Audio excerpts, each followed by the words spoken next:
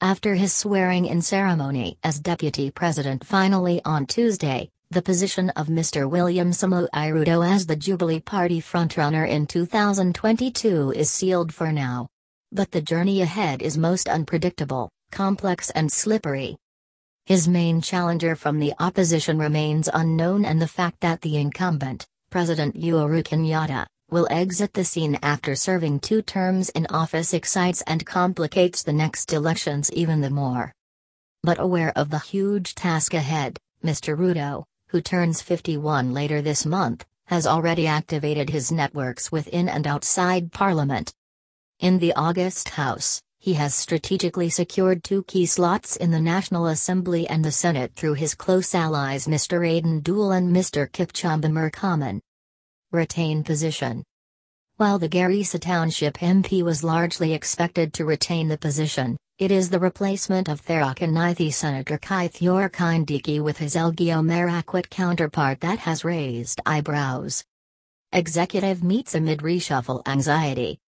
Besides spearheading Jubilee's legislative agenda in the 2 houses, Mr Duale and Mr Murkomen, who were members of the Deputy President's defunct United Republican Party, URP, have lately led pro-Jubilee forces outside Parliament in sustained attacks against the National Super Alliance, NASA, and in particular its leader Raila Odinga. A case in point is during the funeral of Nyeri Governor Uhuru, where of all the speakers, the 2 politicians focused more on Mr Odinga than the late administrator. Ex-cabinet minister and political advisor to retired President Arap Moi, Professor Amuka Ananu, believes that the NASA leader is an obvious target of the pro-Ruto politicians, who may feel threatened by the possibility of him entering into dialogue with the president, as demanded by most Kenyans and our international friends. Negotiation deals. According to Professor Ananu, the Ruto team is going to fight off any negotiation deals with the opposition, since such a development could ultimately change the political narrative and harm the deputy president's quest for presidency in 2022. Besides operating within the wings of the defunct URP, Mr Ruto has solidified his support base among legislators from the Rift Valley region and the so-called pastoralist communities. He holds regular consultative meetings with the 2 caucuses outside the wider Jubilee community, according to a source who has attended some of the engagements. This solid base will be important as Mr Ruto reaches out to allies in various voting blocs, something he has quietly been doing.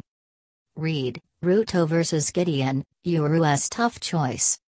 Read, Big Day puts Ruto in position to succeed Uhuru. Mr Duale, the National Assembly leader of majority, is convinced the deputy president is the most potent presidential candidate.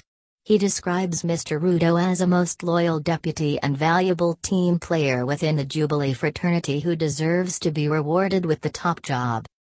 Solid network. Besides, he has been around fairly long and created a solid network of political allies across the country.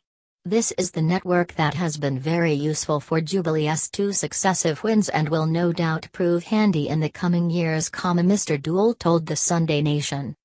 The Garrisa Township MP aptly captures some of the DP's positive attributes as aggressive, energetic and an indefatigable campaigner who is focused and who delivers.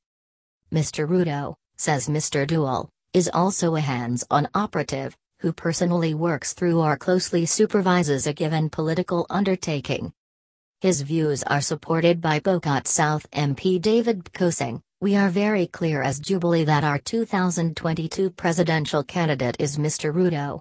He has served as an able deputy and as the next flag-bearer of a solid coalition which has twice delivered the presidency. The DP is obviously the frontrunner in the State House race.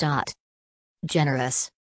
Describing the deputy president as a man of his word, Mr Kosing observes that one of Mr Ruto's likable qualities is that he delivers on his promise. Your problem with the DP is to convincingly explain to him what you need.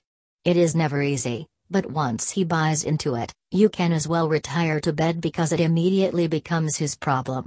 And he surely delivers. Mr Ruto is also credited for his easy accessibility by the political class, including the ordinary citizens. At a personal level, his close associates confess that he is a generous man. He has similarly replicated the same spirit countrywide through funds drives for various projects, including churches and schools. The source of his wealth has, however, remained a subject of debate, with some opposition leaders accusing him of corruption. Mr. Ruto, who is a self-styled hustler, has fashioned himself as the true face of an ordinary Kenyan's rise from humble beginnings. He repeatedly tells his audience that he is a son of a peasant who has worked hard to be where he is today. It is with the same vigor that the DP says he will work to improve the people's lives. Political mileage. However, the hustler and pro-poor tags have earned him more brickbats from the opposition, who regard him as one hiding behind poverty to fleece the poor and gain political mileage. National Assembly's leader of minority John Mbadi describes the deputy president as most dishonest politician whose D-Day is coming when all Kenyans will reportedly abandon him at the ballot. He says Mr. Ruto has stepped on the toes of virtually all top political leaders and that it will be hard for him to cobble alliances to help him win in 2022. Lawyer Miguna is even harsher in his criticism. He says the deputy president has a Herculean task of clearing his name first in alleged land-grabbing and corruption cases before seeking the highest office in the land. Reid Group says Mount Kenya must back Ruto. Some of Mr. Ruto's backers separately point to his apparent high-handedness and abrasive nature as his main weaknesses. The one reason why some of the politicians in the Rift Valley, like former Bomate Governor Isaac Ruto, initially broke ranks with him, is because of his forceful approach to issues, confided a legislator from the South Rift who did not wish to be named. Poll losers. And although he enjoys the backing of President Kenyatta, Mr. Ruto's quest to inherit the populous Central Kenya vote will not be a walk in the park. Already, resistance is quietly brewing, especially among poll losers in the Jubilee Party primaries and in the general election in August. Unsuccessful gubernatorial candidates, Mr. Peter Kenneth, Nairobi, and Mr. William Kabago, Kiambu, have openly blamed their woes on the deputy president. Supporters of the two politicians and many others feel they are victims of Mr. Ruto's presidential ambition.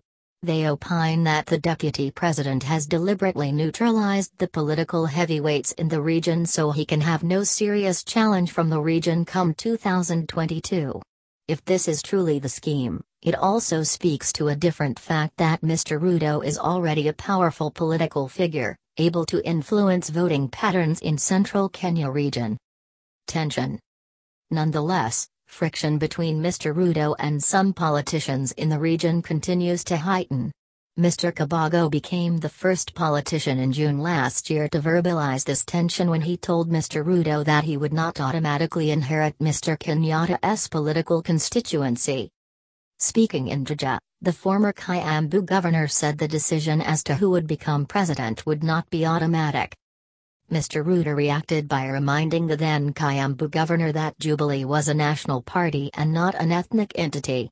But most importantly, he stressed that he was not expecting anything on a silver platter. Mr. Kabago later withdrew the remark and apologized, but it appears he was a marked man, if the narrative of his loss in the Jubilee Party primaries is to be believed. Whether or not members of President Kenyatta's Mount Kenya will back his candidature, Professor Anand says it is a matter of conjecture, having delivered the vote twice to Mr. Kenyatta. For Mr. Ruto 2022 will be payback time. That demand is within the domain of rationality, but in elective politics it is a different ballgame. Crucial vote. The political scientist believes that the Mount Kenya vote will be crucial for Mr. Ruto as he has burnt bridges in most other regions, especially by repeatedly ridiculing their leaders. Everything will, however, depend on the kind of influence Mr. Ruto will exercise in the next 5 years. If his role diminishes significantly, then there are all sorts of political odds he may encounter, including having to compete with others for the Jubilee presidential ticket, or even having to quit Jubilee Party altogether due to political frustrations. Only time will tell how the dynamics pan out and how Mr. Ruto responds to the challenges.